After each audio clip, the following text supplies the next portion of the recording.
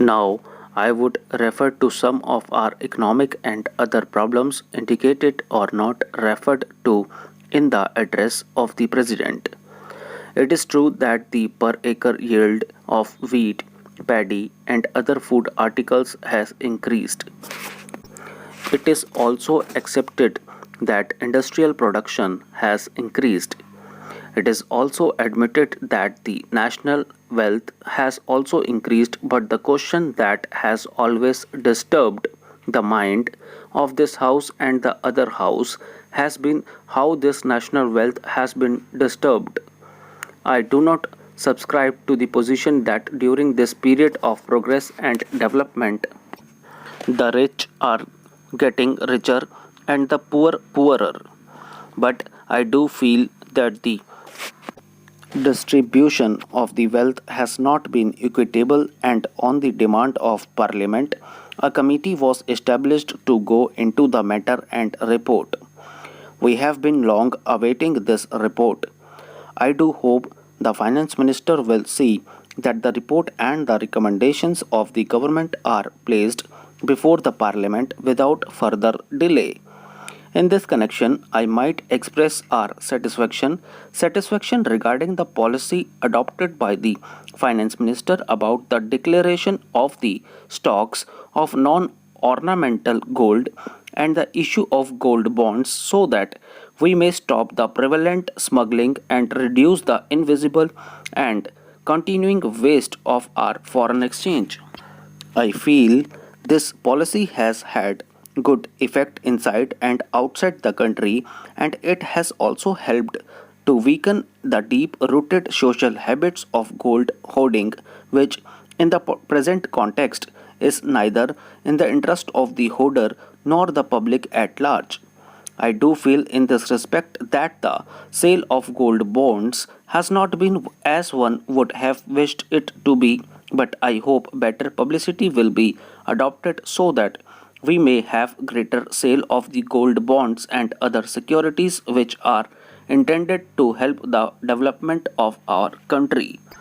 I would refer in the same connection to this question of trade. By the breakdown of the talks of the UK regarding the European Common Market, several questions have arisen, and it is felt in our country and in other countries that some international organ should be established to look after the matter of trade and tariff. The GATT provides a forum to contracting parties, which is a specialized international body governing world trade. It is a matter of satisfaction that the United Nations is contemplating to have a World Conference on Trade in March 2004, for which preparations have already been started. I do hope this conference will consider the position of the countries which have recently become independent and which have a long way to go to build up their economic position. The prosperity of the world does not consist in exploiting the weaker elements of the international society, but in giving them all opportunities to develop and strengthen themselves. Similar sentiments have been expressed by world statesmen. I do hope that our government will also emphasize in the coming conference the necessity of helping the underdeveloped countries. The government of the United Kingdom is also contemplating to have a trade ministers conference shortly, and I have no doubt that the question of preference to Commonwealth countries and other matters will arise, and well considered decisions will be taken in the matter of trade and tariff, which will strengthen the United Kingdom as well as the other Commonwealth countries. Let me make it clear, sir, that unless we reduce the cost of production of our export commodities and are able to compete in price with other countries, no matter of trade facilities will help our exports, which have to be considerably increased to meet our foreign exchange requirements. As regards education, I would like to emphasize that as we have to educate our masters in order to have a healthy democracy, we should not grudge expenditure in spreading compulsory primary education as early as possible, but I am more concerned, sir, with the question of the quality of education. I have stressed many a time, and I would repeat again that the education that is being imparted to our young generation does not contain the material to develop our patriotic urge on national scale and our moral urges to feel or make our children feel one with humanity. The Education Ministry will have to take into consideration the question of prescribing certain standard textbooks so that the education that the younger generation will receive will be different from that which has been given so far with the communal and sectarian basis. I would also appeal to the Education Ministry to see that the textbooks are made very cheap. The cost of textbooks and other exercise books is becoming very heavy, and it will not be possible for a person of moderate means to supply these necessary articles to the students. Nothing is more detrimental to the interests of the country than the education which creates prejudice. Mr. Deputy Chairman, I have no hesitation in lending my full support to the resolution which has been moved in the House. This resolution is very timely, and the government will be well advised to take into consideration the various factors which the mover has already enumerated in support of his resolution. Sir, as this House knows very well, the government always has thought it necessary to come out with a statement of policy regarding the control and planning of economy at the beginning of every plan. The first plan was preceded by the Industrial Policy Resolution of 1948, and when experience was gathered during the working of the first plan, the government thought it necessary to come out with another resolution again on industrial policy in 1956, and at that time it was stated by the government that that resolution had become necessary because of the experience that was gathered during the working of the first plan. Similarly, we are now on the threshold of the 10th plan, and it will be necessary for us to consider again the industrial policy of the government in the light of the experience that we have gathered during the second plan period.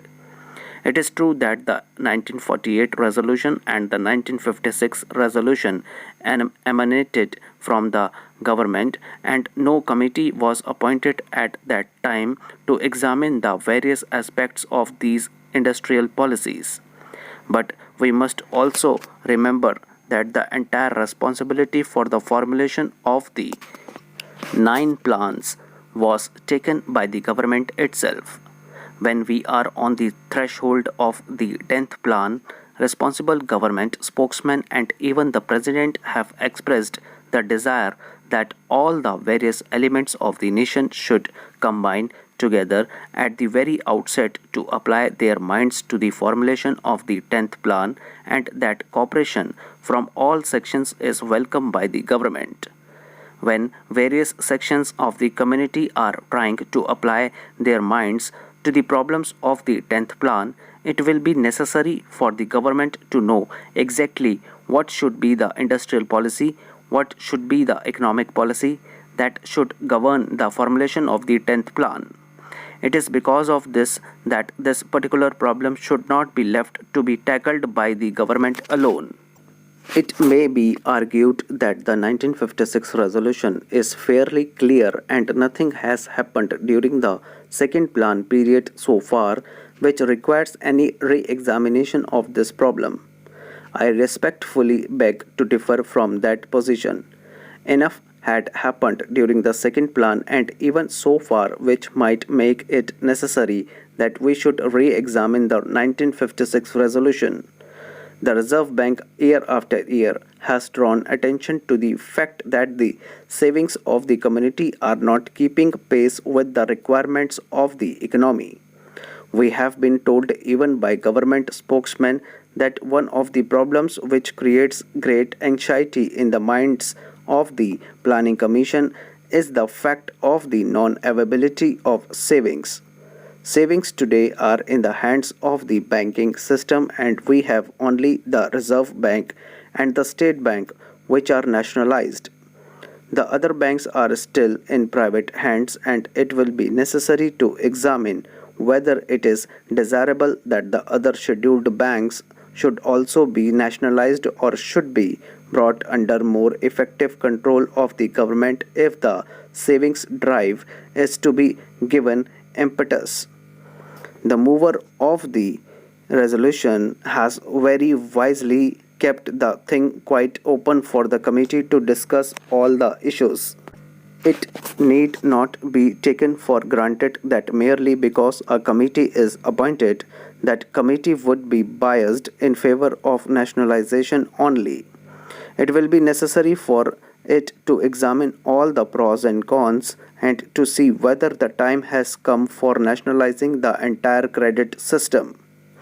This House and the other House have already discussed the LIC investment policy, but the comments in both the Houses as well as in the public make it quite clear that investment policy also is still not quite clear. Will this investment policy lead to nationalization by the back door? Will that policy ultimately lead to the control of the various industries by the government? Will it lead to a greater participation in the profits that the economy as a whole has created? These are the problems which exercise the mind of the public. This committee will have to go into that aspect also and evolve a consistent investment policy not only with reference to the LIC funds but also with reference to the other funds that are at the disposal of the government and which can also be utilized for productive purposes. This committee should also tap some other sources of financing our 5-year plans for the development of our country.